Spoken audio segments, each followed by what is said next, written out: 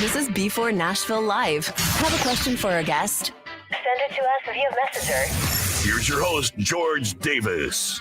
And it is Thursday night, and if if you can believe that, I don't know what happened over in Nashville today. I'm gonna ask Hannah a few questions about that here in a minute. But we're trying this again. We had a total cluster on Monday night, and for whatever reason, and the weird thing is, I found out afterwards that everything was fine, but I couldn't hear you, so I couldn't respond. So it just looked like I'm sitting here like a dumbass.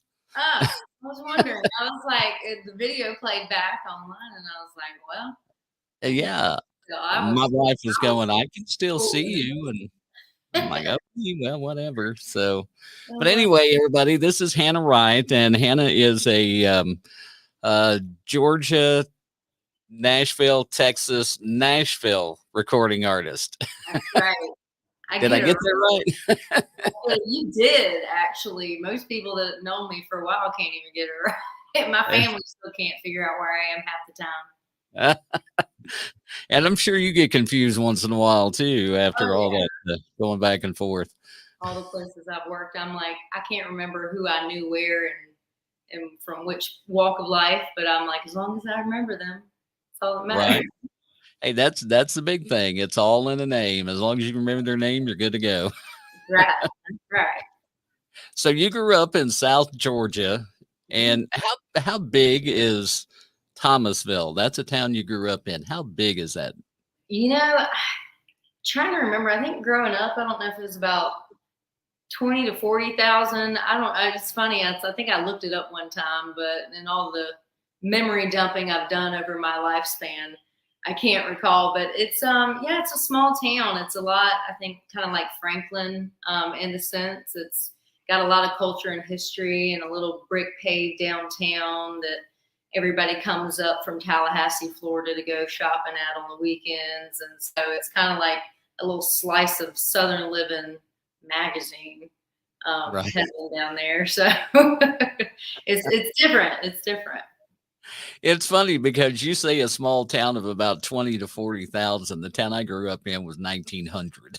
Heard that. That was in southeast Missouri, a little bitty town called Bernie. Oh, I love that. I love that. I think the unincorporated towns are some of my favorites to go through and stop in. Little bitty town, and it's probably less than that now. Actually, I think when I lived there, it was about 2,100, and things have just kind of gone downhill. But little farming community, I mean, that was the main thing. A few, factories here and there that people would work at, and most of it was just farming, or you'd go to the next town over and work at Pizza Hut or something like that. We didn't even have a pizza joint in our place until Casey's came into town. Oh, I know, that's special. I was married to my high school sweetheart back in 2010 to 2012, and so we lived outside of Thomasville, this little town named Boston, and had one flashing light and some railroad tracks, and I think when we got to Dollar General, it was like woo, and so I loved it. Like I just I've always lived in the country growing up, and so I've always been an outsider on the outskirts of towns and societies and everything. So I enjoy dabbling, but I love those little small towns. So. Oh, they're great. They're great. I mean, the town that we're in now is about 30,000, and that's when college isn't in session. Yeah. Oh my gosh, one of those little towns. Yeah, it's got a state university, so we've got I don't know how many the student body is. I'm sure there's somebody that I know that's watching that works at the university that'll tell me, but it probably doubles the size of the town. Yes. Oh my God. But it's a very historic town. We're right on the Mississippi River, and you can go down and walk down the wall, the flood wall on the opposite side next to the river, and then go through the flood wall and get an ice cream cone and go back and walk and eat ice cream. And it's a lot of fun. I mean, it is a lot of, neat little bars, places like that. So it's a pretty good little town. I love that. Now, when you were growing up in Thomasville, the funny thing is you were kind of like, raised on Southern rock and Garth in a gospel town. Mm-hmm. Yep. Yep. So Mhm. tell me some about that. I definitely got like a lot of different music influence. Like, I think a lot of people think these tiny towns or these smaller towns, like, it's just country or, just these like bland versions. And so I think in my hometown, especially with my parents, my dad listened to like Pink Floyd and that generation, and my mom loved her oldies and that classic country. And then I had an older brother who was dabbling in the late 70s, 80s, and 90s. And then of course I developed my own love of country music, I think because my godfather, when my mom was pregnant with me, played Garth Brooks like through her abdomen through her uterine walls into my ears.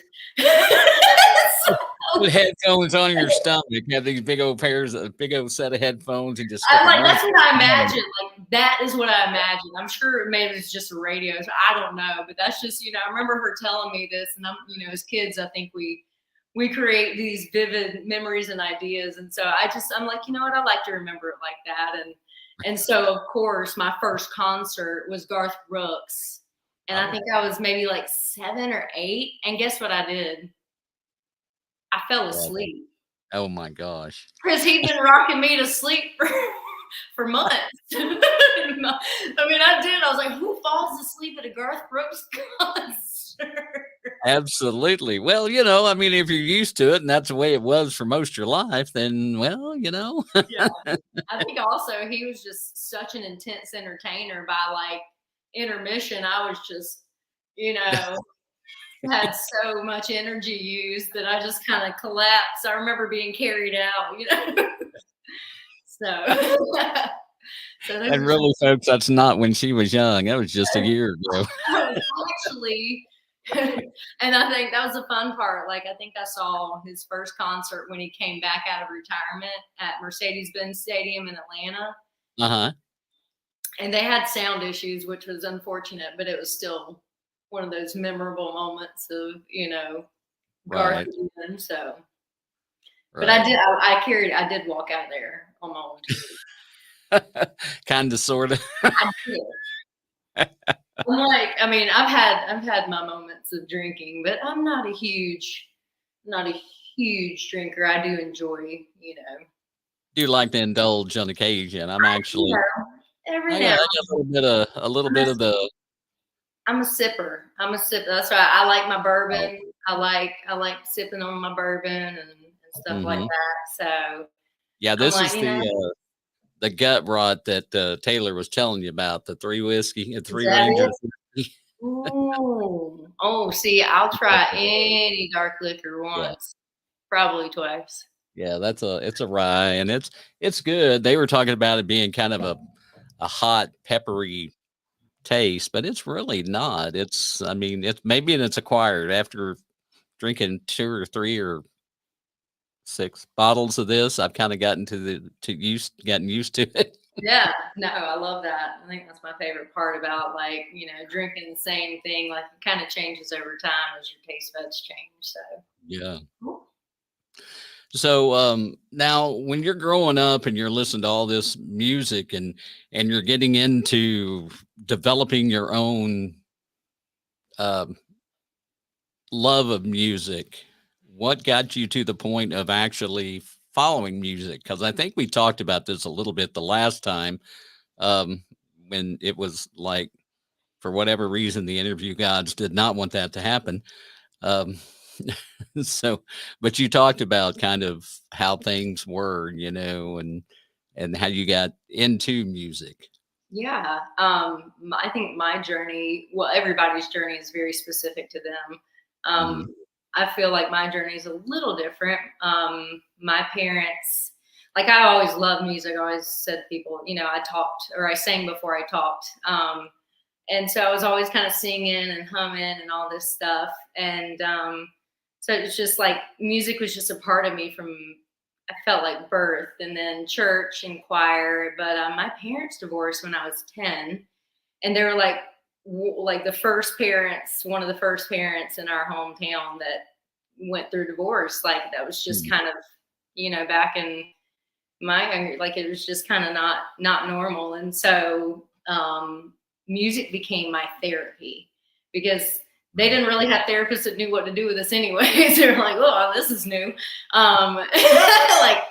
And so I did a lot of coloring and drawing, and I just dove into music, and I got to know every little part of it. And the lyrics were just so big for me, like rhythm and move. I mean, that hits everybody, but like lyrics were just huge for me. And in high school, I was just a creative writer. I think that was how I got my feelings out and told stories and, explained things. And then I remember my mom one time, she kind of has this like little brash way of saying things. She's like, you need to write, you need to start writing music. And I was like, don't tell me what to do. I was at that age. And finally, I got to the point I was like, I should start writing music. And then I realized I should probably pick up an instrument. And my dad had left, I think, an old Epiphone guitar at the house, because he used to pick, and and I think I kind of knew he did music when he was younger, but wasn't sure. And so started picking on that, no lessons, and got into college and kind of carried it through, graduated with my nursing degree. And then I went to work in my hometown and got married to my high school sweetheart, and just never knew that music was an option. Like it was, I went through a performing arts group in high school that sent people on to bigger and better things, but I just never thought that I was someone that could do music or was good enough or worthy or whatever it was. And so I just kind of kept putzing along. I got some opportunities that kind of woke me up. And so I trickled. Unfortunately, my ex-husband and I didn't see the same path. And, I just had to pursue this music opportunity, and he was just a small town, boy, and that was okay. And so I got a divorce in 26 and hit the road to Atlanta and spent 2 years learning how to write music, and got the opportunity to play at the 38 Songwriters Festival. And that was extremely impactful, to sit in a room and people respond to my music. It was just overwhelming. And so took me a couple years to get to Nashville. And I moved to Nashville, and again, still didn't think I was good enough, because the talent here is ridiculous. But I just, kept writing with people and honing my skills, and finally met the right people that pulled me in, and didn't give me an option. Said, you're doing this. And so I got up and started being a singer-songwriter. I wasn't playing guitar on stage. I had a good friend, Jake Curry, playing for me, and now he's Priscilla Block's main squeeze, which is amazing to watch your friends succeed. And so about when I got good and going with the songwriter stuff, the pandemic hit. And that's when I went to Austin and started a band. I was like, Texas isn't shutting down. At least somebody had some sense. And they didn't. And so, but it was funny as a nurse, and my bass player is a CRNA in Texas and Austin. So we were very strict about, protecting ourselves and keeping safe distances and everything, but Texas is an outdoor state, and all the venues are outdoors, so it was really easy to deliver music during I think one of the hardest times this generation has seen. So right, let's go back to the early days of songwriting for a second. Do you remember the first song that you ever wrote? I do. It's called The Key. Yeah, I do. I remember at least the earliest one I can remember writing. There might have been Chicken Scratch and random ideas flying, but yeah, that is actually a good question. I don't think I've ever been asked that. which is kind of weird. You would think so, but yeah. Did you ever do anything with it? I mean, was it just one you put on paper? Did you ever like, how old were you when you wrote it? I was going through my divorce, or I had gone, yeah, I was going through my divorce and was, I think, kind of at the tail end, which it wasn't, it wasn't a bad process, but it's hard divorcing your best friend. Right. Put it that way. And, but we had our own troubles and all that stuff. And I sat down and I wanted to just write a song like about being very protective with the key to your heart, because I felt like in your younger years, you just throw your love out and you throw yourself out. And that's, we Right. get burned and all that stuff. And to come out of a marriage where I know we both incurred damage, but I think at the end of the day, like, we all deserve love. And so that was the key. And I wrote chords and everything, but I think I have a tendency to like leave songs behind, because I progress very rapidly as a human being. And so, yeah, I don't know. Maybe that song should come out and get some attention. I don't know. Maybe a little revamping, or Yeah. since you kind of But honed the structure's not going to be great as your first song. right, and you've honed that craft, so a little bit more about it than what you did then, and about the coming up with a melody and putting it to the words, and however songwriters do. It's so funny. I was looking the other day at our we have a local technical college here in town, and I was just looking over their classes, and they actually have a songwriters class. Yeah. And I thought, maybe I just need to take that just so I know what you guys are talking about, because I got nothing. Hey, you and me both. Like, I am not a very good studious songwriter. Like, I'm au naturel, and there are moments where there are places I'm weak in, but then there are places I'm strong in because I'm not forced to a structure. So I've learned to find co-writers who are strong in the places that I'm weak in, so that I can maintain more of an organic side of it. But I recommend taking the class. Like, it's definitely, there's structure, there's reasoning behind the trends. Like, there's absolutely proof in the pudding. So. Right. And rumor has it, and I only say that because I don't know for sure, but I've heard it from several. There's kind of a formula that Nashville uses when you're writing a song.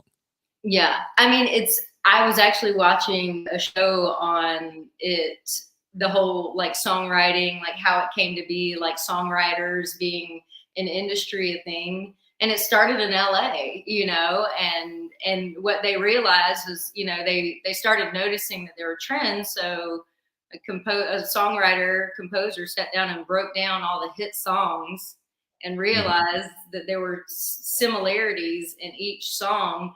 So what he did was he took those similarities and he wrote a better song.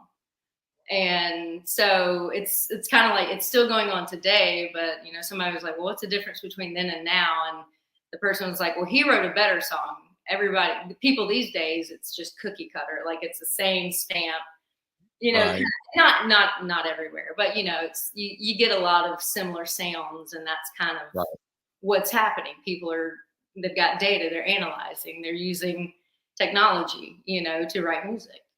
Exactly. Yeah, it's kind of like that video that was going around. What was it, like 10 country songs that would um what was that? It's like it was showing how country music was all basically the same thing, and they took 10 songs. But what they don't tell you is, some of them they speed up a little bit, they change the key, they do this, they do that, it's all manipulated. So I don't believe it's 100% true. So it's like, anyway. But But at the end of the day, like, people like what they like, and it's hard to ignore a massive population of people, responding to the songs. So, it's Yeah. it's like I think we get, sometimes some of us, we can get a little bitter, like, but I think there's beauty in both sides. The ability to, write songs that people super relate, super just like are drawn to because of the melody and the beat. Like the lyrics don't have to be anything, they love that feel and that sound, and then there's the beauty of the side where it is the lyricist and the artist and the, just original creativity. So, I mean, it all has a place for sure. Absolutely. So now let's talk about outside of songwriting for a second, because you're a traveling nurse. Well, I am a nurse that gets around. I've taken a couple of travel jobs over my life, but Hannah, I'm going to stop you right there, honey, because when you say a nurse that gets around, that does not sound good. I've learned that as nurses, like, we are very edgy, and I like to throw in my zingers and I got you. response.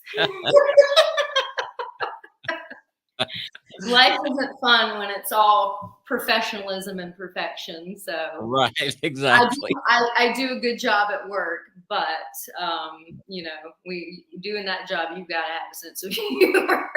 Hey, sometimes you got to let your hair down. You do. After the patient's taken care of and you clocked out and you've gone off the hospital premises. But no, I've always carried myself professionally, but we're all human, right. So it's so I've worked in a lot of different places and actually done a lot of different jobs as a nurse, not just in one area. Right. So it's such a huge part of who I am. I don't know if I could ever fully I don't know if I could ever fully transition into being a full-time artist. Like right. This is who I like. It's just part of, and it's what makes my music. So. Right. But there's a lot of similarities. I mean, and I'm thinking in my mind, and I might be wrong here, when you say a traveling nurse, are you just because you've been at different spots, or do you actually go from like where you're at today and you may be in, say, Oklahoma tomorrow for 3 days and then back home and that kind of thing? So most traveling nurses do 13-week contracts.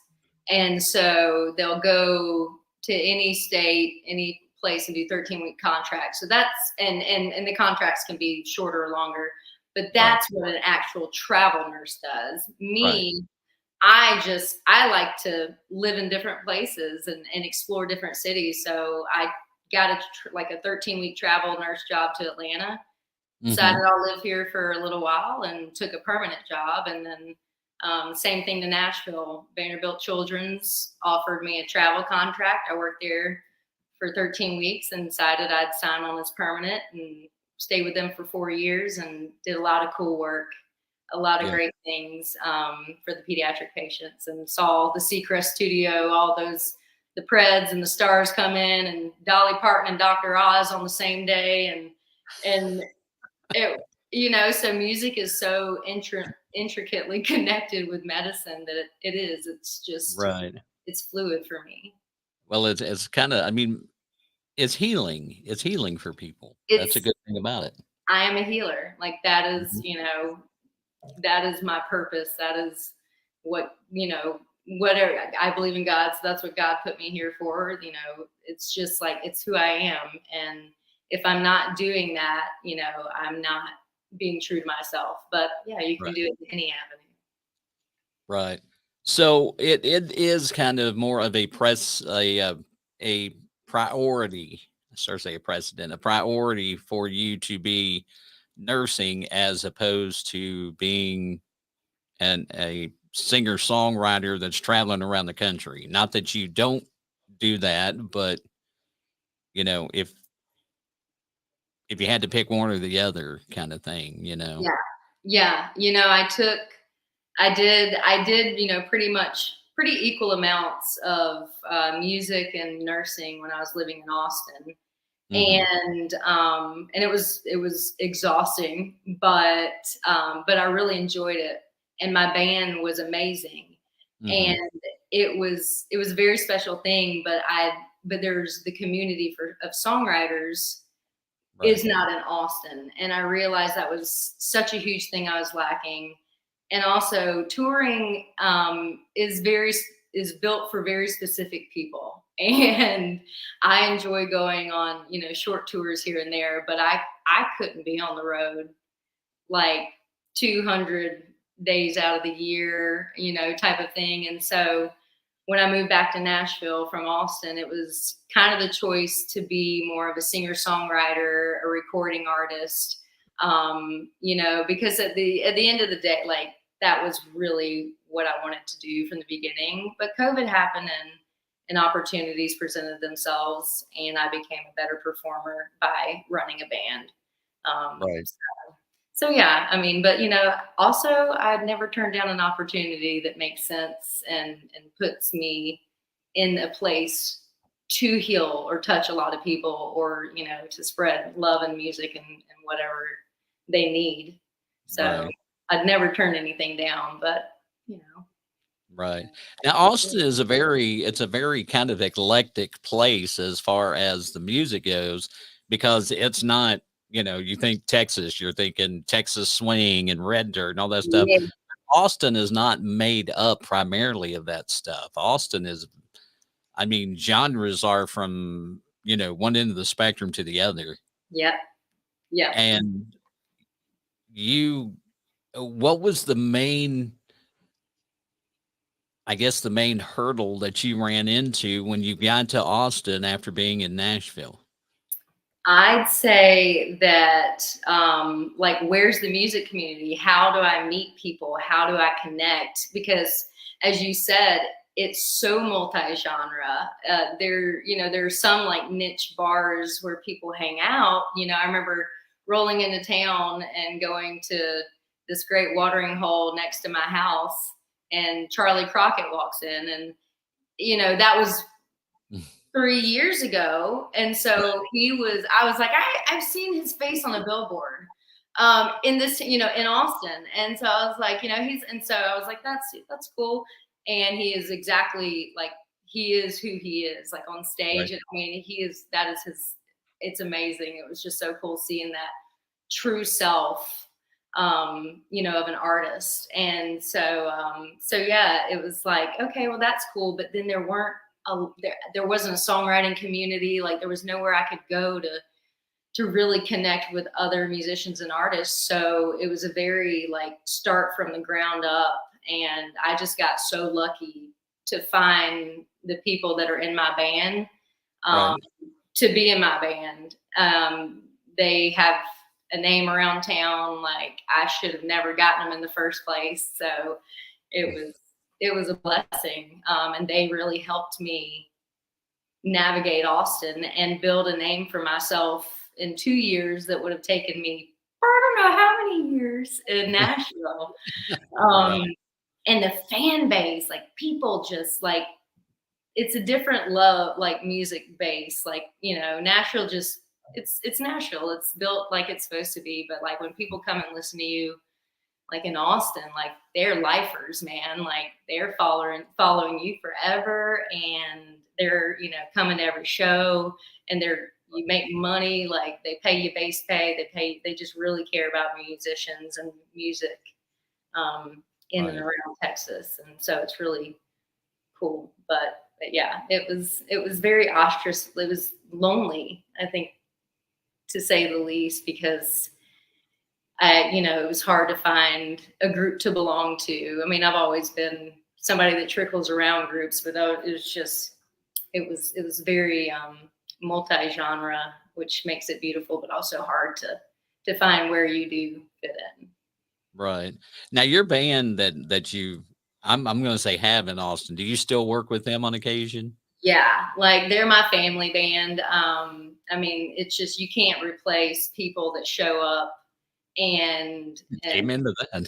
I mean, one, show up, nobody's jumping for a better opportunity type of thing. They're invested and they're, you know, sacrificing their time and their money, because they believe in you. And then we just became a family, like helping each other through hard times, and encouraging each other and correcting each other. And Right. so it's so special. So like making the choice to move back to Nashville had a lot more to do with where I felt more, just more of myself at, where I had my community, and then my family's in Georgia. And it's just, you know, those are the Right. things that are really important in life to me. And you know, it doesn't matter how much fame or fortune, if I don't have those people with me, it's just not worth it to me.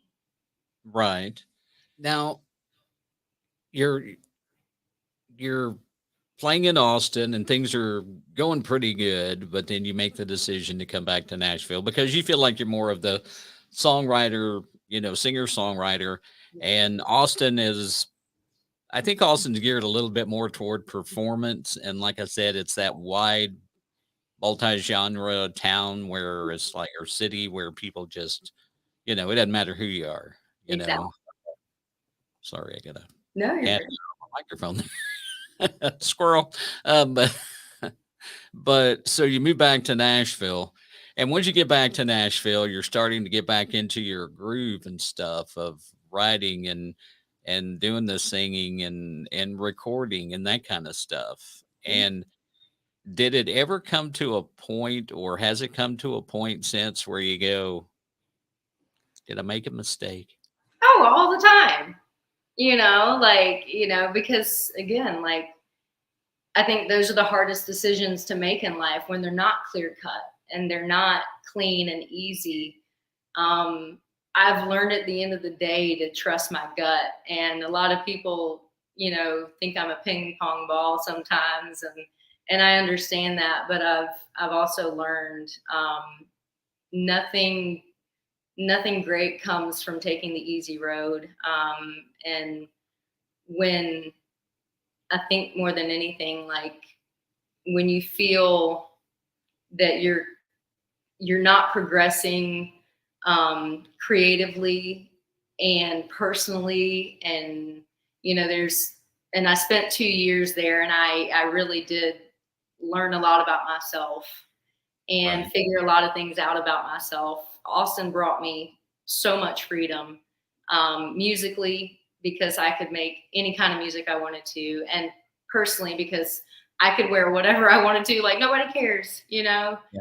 Nobody cares, and there's beauty in that, as well. So there's great things with that. But yeah, I just, making that decision at the end of the day was so hard because I had to leave behind so many amazing people, but I knew that it wasn't over. I Right. just kind of had to get here and figure out the logistics of going back and forth, which we've, started to do. So I'll go every 2 to 3 months and play with the band in Austin. And if I tour to my hometown like I am in July, or somewhere else, and I take that band, with me, because we can be separated for months and get together, and it's like we don't skip a beat. Right. Right. Now, as a singer-songwriter and the way things are today, if you listen to the radio, a lot of people are collaborating with other Yeah. singers and songwriters and stuff like that. So, what one artist would you want to collaborate with that you've not had an opportunity to? I let's see. That is a great question. I think definitely, women. It's just, I think I'm just so amazed by the amount of women that have come up. Like like Ashley McBride or Miranda Lambert, like Mhm. their lyrics, their writing, their soul, their passion, like definitely would be, one of those two, I would say, or Brandy Carlisle. Like I love, Oh I yeah. love, I love her writing. I mean, I've definitely found myself going a little more Americana. Um, and I've dabbled in the outlaw country, which I love. So I think I'm just developing the current sides of me, and I've seen those two artists grow in writing and mature and change and take it wherever they wanted to. And so I respect that. Okay.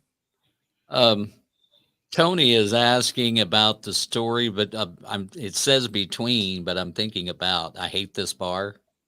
Oh, yes. Yeah. Thanks for asking, Tony. I wrote that song with my good friend Dustin Herring, who is a well-known name around Nashville. Writes with Priscilla Block and a lot of other people, but he was actually the person that put me on the stage, put me on the first songwriting Nashville stage, and brought me out of the closet. Not that, musically. And yeah. So I remember, the Nashville dating scene has always been treacherous for me. And I just don't like actual dating. So the few times that I've, gone on dates and failed, I just remember coming in with this song idea. And I was like, you remember that Toby Keith song, like, I Love This Bar? He was like, yeah. I was like, I want to write a song called I Hate This Bar. And I want it to be, and it was just given like context of like, that bar where you and that person always went to, and it was your favorite bar, and you're always there. You knew the bartender, and then y'all break up, and then it's, and then you go back to that bar eventually and have a drink, and it's just like, I hate this bar because all these memories flood back in. Right. So Dustin and I wrote like the first, I think, 2 verses in the chorus, or maybe the first verse in the chorus. And then we kind of, time ran out, like, and we didn't get back together to finish writing that song until 2 years later. And I just remember, I think I come up with the dad part. I was like, how are we going to spin this? Like, where's this going? What are we saying? And I don't like tears in my beer. Like, I want to have an action plan. I want it to mean something. Like, I don't just cry. Like, so Carrie Underwood before you eat type of thing. I'm like, I refuse to be the victim. So I was like, I just had this dad idea, and my dad and I didn't have like a lot of time with him growing up after the divorce, as much as I wanted, and I've always been a little wiser than I should than my age, and I always thought about like, what if the days they're not here, like, enjoy those moments. And I think I wanted to capture that, like, and it's about the bartender, who's basically talking to this woman and saying, she says, I hate this bar, it reminds me of him, and so on and so, and so then we twisted into the bartender, telling her, like, I hate this bar, it reminds me of him being his dad or her dad that helped open the bar, and his past, and so yeah, so it really, and so it's one of my favorites. I'm definitely an emotional songwriter. If you've ever listened to my music and can't tell, like, I put it all in there and get really deep. So right. Well, speaking of songwriting, and we have a mutual friend, and at least one that I know of. We may have more, but I know of one in particular. And you guys got together, you gals. Let me rephrase that, because you're both ladies. You ladies. We err on the side of a little rougher on the edges. So gals work just fine. That's exactly for who I think you're talking about. I believe you do. And she's a big whiskey person, and you said, you're kind of back and forth. It just depends. And y'all wrote this song, and when we were attempting to get into our conversation the other night, I'd already told you I'd gone with a different song. Well, I thought, let's just do this. And I don't know if she's watching tonight or not. Being Thursday night, she may be on a gig, but for those of you that are watching, we're talking about Taylor Hughes, and Taylor is a fantastic girl, and she and Hannah have become buddies. As a matter of fact, after CMA Fest, I'm not going to divulge the whole thing, but there's a really interesting video on TikTok. Did you put it on TikTok too? I was hoping that thing would fall off the Instagram stories. It was the pregame, I think. It was the pregame thing, and I think it wasn't the end of the night because I just about It imagined was like that. halfway through. It was Oh, okay. Well, that midway point. Like, I started saying if y'all were pre-gaming, you were doing pretty doggone good. But since it's halfway through, you know, I'll give you a credit for hanging in. yeah. But y'all wrote a song, and this song is, I think of it as kind of a women's anthem. And after I'm going to play it, and then after I get done playing it, we'll talk about it. You can kind of give me a little bit about it because I've heard the story, and I should have checked with Taylor and brought her on tonight and had both of you on here. That would have been, I don't know if there'd been enough hours in the night to get that one done. I'm telling you, give us a bottle of whiskey. We'll talk. Yeah. We'll talk till the morning. Between the three of us, it'd be bad. Now, we're not even going to go into the stories that she has told you about a few weeks ago when we were all together at a show, because I had to tap out early. I couldn't do it. I've learned my limit in life, so I understand. I had been up by that time about 18 hours and walked 9 miles in a day, and I was just done. Like, I can't do it. You know, y'all enjoy yourselves. Yeah. But right. So this song, this is called Pinkies Down and Bottoms Up. Right? I did get that. I want to make sure I didn't get it first. But I'm going to play that, and then we'll come back and talk about that. All right. So just here you go. This is Hannah Wright with Pinkies Down and Bottoms Up.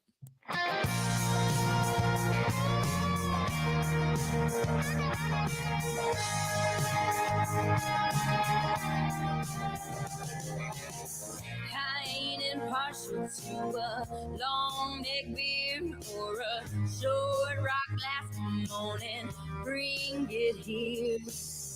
I ain't met nothing that I couldn't tame except for tequila and what's his name? I might be wrong, but this tastes right. Is anybody up for one hell of a night? Pinkies down and bottoms up, glass half full ain't enough. Laying low is not my style. I've been known to get a little buck wild. Line up and go there, shot to shot, no holding back. Grab the bottle, lose the cup. Pinkies down and bottoms up.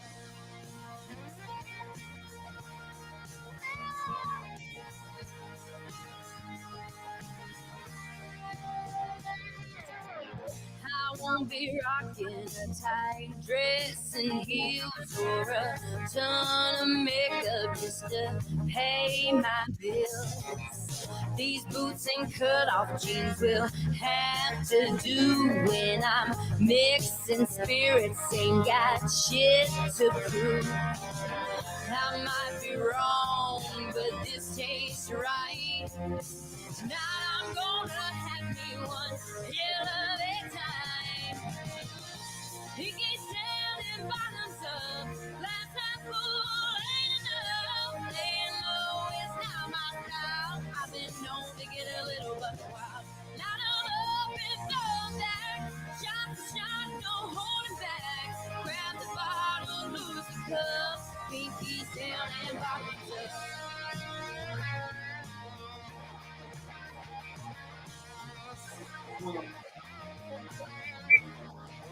Trey Lewis on the guitar.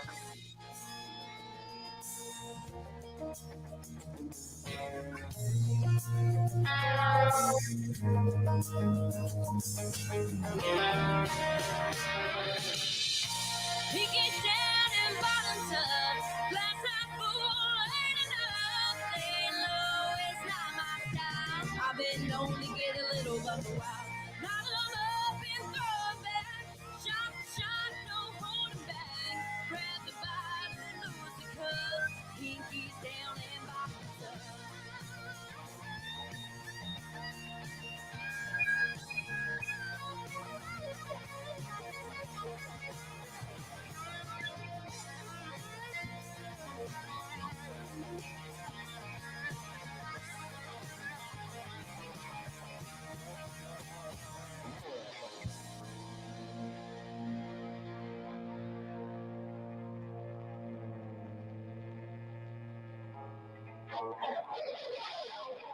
All right, there's Hannah Wright with pinkies down, bottoms up. A little bit of rock in there.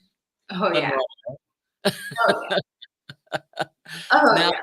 I know that you are the type of person, because I found this out from another interview that you did, that you like to research things. Yeah. And there's a story behind that song that you researched and found out that I thought was really interesting. So Yeah. how about you share that with us? I did. I know anything you put out and record is like in the stars forever. So I did. I was like, I remember thinking like I was always taught to put my pinky up, like it's etiquette, so on and so on. I think to get inspiration for like kind of where to take the song, a little bit, like I did some research on like when did you start what does that mean when you start? And I don't remember circa when, what country, whatnot, but I found out that the story behind women putting their pinkies up when they're drinking, I think any beverage, was that obviously back in the day, ladies of the evening or call girls or prostitutes, but they call them ladies of the evening back then, would be at establishments, and to let gentlemen know that they were available for hire for the evening, they would put their pinkies up when they drank. And so I was just like, so my entire life, this was like what ladies do, high, like, and, and this whole time, like we've just been telling people we're available for hire. So I was like, you know what? I think we should correct this action. And I wanted to write a song for women, a drinking song for women. I was like, women just don't, and men have, it was when the pop country, like guys were just putting out drinking songs left and right. Right. And I was just like, you know what? Like, we need to write a drinking song. And so I was like, let's, nobody like gets that good whiskey or that good beer with their pinky up. Like, I was like, put the pinkies down and tip those bottoms up. And I was like, this is probably stupid. And I remember asking Taylor when we got to the right, I was like, what do you think of this idea? And she's like, I love it. I was like, okay. So, if it's got to do with drinking, Taylor's all about it. Yeah. So you take a Kentucky-based, artist and a South Georgia-based artist and put them together. Like, yeah, like we're gonna write something substantial about how country girls drink, I guess I should say. There you go. So, or how, or just, I think it was more about like just letting your hair down and not worrying about going out and dressing up, because Nashville is just, was such a dressy town, and everybody was all contoured. And I was like, we just need to write a song for women. They can let their hair down and throw on their duck boots and, something, and just like not care about looking good while they're drinking, just having a good time. Have you been around like downtown when CRS is in town, when all the radio people come in? I try to avoid crowds like the plague. And so it's kind of 50-50. You have those prim and proper, and then you have the ones that just could give two shits less. Yeah. I mean, let's be honest, they're the ones that are we've got a friend that's in radio. When she comes down, she was a barrel racer and does a lot of rodeo stuff. So she's coming down in crap covered boots and blue jeans and, and as dressing up. There might be one night that I dress up. Other than that, I'm me. I don't care. So, Yeah. But I totally get where you're coming from, because everybody else got to, they got to be fixed up to the nines when they hit Broadway, and most of those people aren't even from there. So yeah, oh, it's funny. And I think being from a small town, like a southern town too, like you don't walk out the door without your war paint on, right, and everything to a T, because it would you can't give some people something to talk about. So. So I just remember kind of always feeling like that, that kind of smaller town setting. So when I got to Nashville, it was just like, it was a whole different like ball game, because Atlanta's very prim and proper too, like depending where you are. And so I just remember getting to Nashville and I was like, whoa, like Tennesseans are different. Like they just let go and let loose, and that sounds Right. fun. Like, you know. And then you get to Austin and they're shy of walking around naked with smiles. I mean, it's so free down there, you know. It is so free. I remember my dad from Tifton, Georgia, like, you know, like Southeast boy, born and raised, came and visited, and his eyes were about this big all the time. And, you know, for me, like, I just have very little shock factor. And, you know, and I love people when they're happy and, you know, and if it brings you joy, you know, who am I to say? So it was definitely a very colorful living down there. It was very bright, very vibrant, and yeah, always something going on. Well, I like to play little games within the show just to get people to kind of, you know, I probably will do this at the beginning to loosen up, but most people are not really too uptight whenever they do it. But this is called One's Gotta Go. All right. All right. So I'm going to give you 5 things and you pick one that has to go. Okay. All right. Dog or a cat? Cat. All right. Pizza or steak? Pizza. Uh-oh. Nope. I think we missed that. Was it pizza or steak? I want steak. I want pizza to go. I think my Mac is dying, so I'm running for the charger. Charger. You can meet the pup while we're running for the charger. Never fails. Never. Now that I work off my computer, welcome to my bedroom. Okay. Ready. I start saying there's going to be a rumor going around now. People are going to say she took him into her bedroom. Oh, look at this. I'm like, she is just taking us all over the place. All right. So wine or whiskey? Or wine's got to go. If I Wine's have to got to choose. go. Instagram or TikTok? Ooh, TikTok. Now this one's got 3, okay? Because we're a big college football family here. Uh-huh. All right. So the Vols, the Dogs, are the Longhorns. Because you've been in Georgia, Tennessee, and Texas. Longhorns. Okay.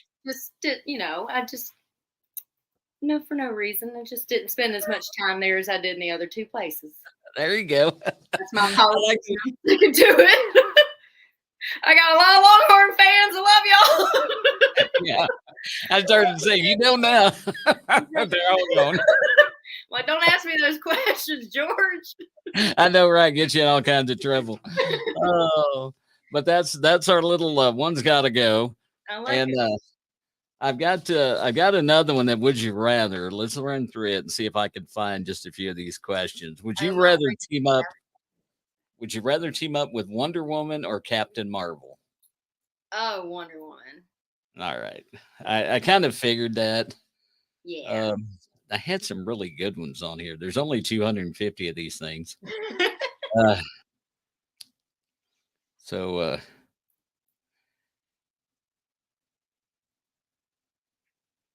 Okay. It's summertime. We're not going to talk about snow. Deal. Ugh, don't like that either. Would you rather have Beyonce's talent or Jay-Z's business acumen? Beyonce's talent. You can take the money and the fancy things. Just keep all of that. Yeah. Would you rather always be 10 minutes late or 20 minutes early? Yeah, definitely 20 minutes early. Okay. I kind of caught on to that, but here's a good one. Not saying I'm always early. Would you rather find a rat in the kitchen or a roach in your bed? A roach in my bed. Stay out of my food. Ooh. That's actually a very good point of reasoning. That's a nurse right there. Right. There's another nurse related one. Hang on. This is kind of interesting. Would you rather drink out of the toilet or pee in a cat litter box? Oh, pee in a litter box. We did that in the pandemic in Austin when we were stuck at the hospital. Peed in the litter box? So the freeze, that's a fun story. The freeze of Texas, when I first moved there, I was like, what is going on? I got stuck at the hospital and I was working at a pediatric hospital and the pipes froze. And there were a lot of people in that hospital peeing and pooping.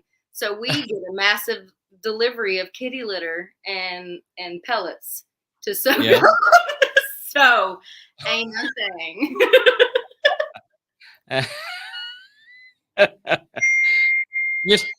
You know, being a nurse, your view on life has totally got to change when you have something like that comes up. Yeah. Oh, you have no idea. Oh my gosh. I actually thrived in the pandemic because I learned so much and had a lot of space to kind of see society from a certain position. And I gained a lot of knowledge I didn't have before that I think helps me out in life. So right. It's been interesting. This last one, I'm gonna pick on you for a minute on, and people won't understand it until after we get through this. But would you rather? I don't even know how to phrase this. Bring it. Just bring it. Would you rather it be wet or moist? Moist. Okay. Moist. I love saying that word because so many people hate it. Especially in the medical field. People in the medical field hate that word. Yeah, I'm like, it's a natural. You have to say it. I mean, it's not like it's so. And it always comes down to cake. Like, how else? Damp, spongy, like, what do you want your cake to consistency? You're like, wet. Wet. And you're like, oh, soggy? Okay. Dip it in milk. We'll be good. That's my favorite. Sorry, everybody. Hey, it's so much fun to do that. I mean, and I actually got that from another interview that I saw you on, and y'all were having this big conversation about that. And it was Taylor. She was losing it. Taylor was losing it. She was like, oh, no. Oh man, I was like a whiskey drink at least in, and I was like, "Oh, this is fun." Yeah, actually, I think you're about a drink and a half because that was about the time you reached over and took hers and poured it into your.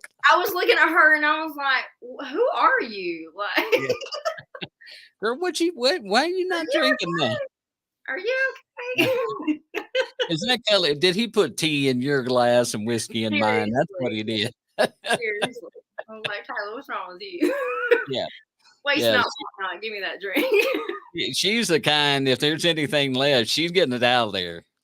That's right. So, I mean, if it's a drop, it's like shaking with her mouth open. She's getting it out. I know. Right. Trust me, I know.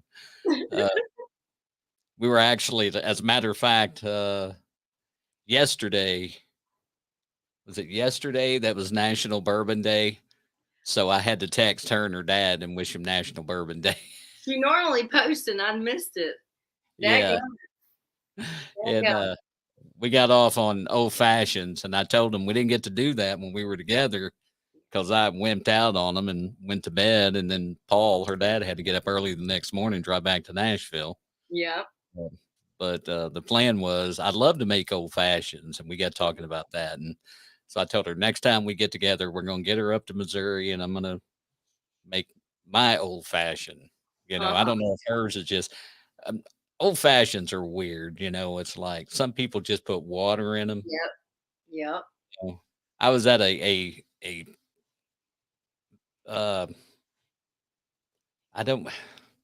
famous hotel in Memphis. And I went in the bar and asked for an old fashioned, and I don't know what the heck the guy gave me, but I'm like, that ain't no No. I remember being with a friend one time, and she was like, "What do you put in your old fashions? Like, how do you make it?" And and they're like, the waitress was like, "Oh, no, let me find out." And she was like, if they do this, like, I won't drink it. Like, I won't order it." And I was like, "Hey, I don't blame you. That's why I drink my bourbon straight. So I don't Right. have to worry about the Yeah. mixture." I do. I mean, I put little extra things in mine when I make them, but I don't do it to the point that it distracts from it, Yes. but Yes. I think I that's the mean, main thing. It's like when you taste more of the mix than you do of the yeah, whiskey, I'm like, I'm out. no, no. Deuces, I'm gone. I'm gone. So you got let me get back over here. I'm gonna go back over to another screen. This little 4-letter word that you have on here that's called tour. Um, Yeah, we see, got some stuff trickling in. yeah, you got some stuff down in Texas and Georgia, Georgia. Georgia, Yeah. and then previous stuff you had in Tennessee and Texas, but you're going to be in Austin the 22nd of July. You're going to be in Georgia in Thomasville. Yep. The Yep. plot. Oh, I thought Oh, the I plaza. had, and I thought it said the pizza restaurant and oyster bar, and I'm thinking, wow, that does not go together. That's oysters on pizza. And Oh, the plaza. That would be the plaza. plaza down there in Yeah. South Georgia. It's like, it holds probably the bar. So it's a bar within the plaza is actually the longest running restaurant in Georgia. Like Wow. it's been open for like 100, I think, something years. And so it's like, they do banquets and stuff there. They have the Sunday buffet and all that stuff. But right when you walk in on the left, they've got this bar that's hold out but let me tell you, that town will pack in that daggum bar. That is our Wow. watering hole. And so I was like, I've got to play at the plaza. The owner's a very good friend, and so I'm excited. That place has just been a part of our hometown and our lives, and we've celebrated birthdays and memorial services and all kinds of stuff there. So I was like, we got to go raise the roof. So is that going to be a full band show? That is, yep. So I'm Oh, going to Texas and then playing a show, and then we've got actually a filming that Sunday for a show called Dave TV. okay. And so we'll film that Sunday, but it won't be released until later. And then we'll hit the road to Georgia and Right. play those shows in my hometown. So yeah, I'm going to be making a big triangle around half of the Right. country into July. You got a couple of places in Thomasville you're playing. You got the plaza, and then you've also got the Deep South Fair. Yeah, it's a benefit concert. It's open to the public, tickets sold at the gate type of thing. It's at the fairgrounds, and it's for two really great causes. One is for funding kids who want to go into the music business, in one way, shape, or form, like audio recording and stuff like that. And the other one is another one that's near and dear to my heart, which is pediatric cancer. Oh, okay. And Awesome. so, yeah, so we're doing that, but yeah, it's open to the public, and just come on down if you're in the area. And it's going to be us, and like two other local bands. So I'm really excited. And then you're headed back to Fredericksburg, boy, I cannot talk, It's a Texas. little more wine Uh, country in Texas. oh man, Western Edge Kitchen and Cocktails. Yes. It's one Man, of our that's fun. It is. It's like it's this historic town that they've built up with tourism, and there are vineyards like just back to back to back to back to back. Like I don't even know how many, like hundreds of vineyards like that have been popped up in Texas. And so it's such a lively downtown, and we Mhm. meet so many awesome people there that become fans. So that's a great trip to make. That's awesome. I mean, those sound like some really great shows. Um, and then like when you go to Fredericksburg, it's actually a couple of months after you get done with Texas. I mean, with Georgia, Mhm. and then Ciao. you go back to Fredericksburg in Mm-hmm. October. Yeah. So pretty much in between there, not a whole lot going on, or you just kind of filling dates or Writing. I mean, I do like, I'll pick up songwriter rounds kind of, within the months, like within the month and play those, but I'm really focusing on writing and putting out new music right now. So I've got some new music that's been written. I'm meeting with a producer soon to talk about, just starting to record and get some new music out, just like throwing out singles, seeing what people like. Cause I kind of stay multi-genre. I don't stick to one sound. right. I like to dabble and then see what the response is and kind of go from there. But yeah, I love the studio. It's my favorite place. So. Well, if you want to find out more about Hannah and where she's at and anything like that, you can go right there, HannahWrightMusic.com. Actually, it's HannahWrightOfficial.com. I'm Hannah Wright Music on Instagram, but yep, HannahWrightOfficial.com. Well, you know how. Or just Google Hannah Just Wright. Google Actually, Hannah Wright. Google Hannah Wright Music, or just Hannah Wright. It should pop up. So you can do it this way too. And then we can put that one up there. Boom. And I spelt it wrong. There's an I after the F. You will get there. If you truly want to get there, you will get there. Yeah, please do. If I truly want to learn how to spell, I will get there one day. You're right. I love it. But anyway, go to HannahWrightOfficial.com, and that does have an I after the F, just in case you're wondering. Spell it right. Go check her out, and as soon as the show's over, we're going to be putting pinkies up, pinkies down, and bottoms up on our playlist that we have on Spotify. Go over there and listen to it. You guys add it to your playlist too, and help Hannah out. And in the meantime, we're going to get ready for another show. And Hannah, you're going to get ready to go back to your life, whatever you got to do. Nursing or something. I don't know. All of it.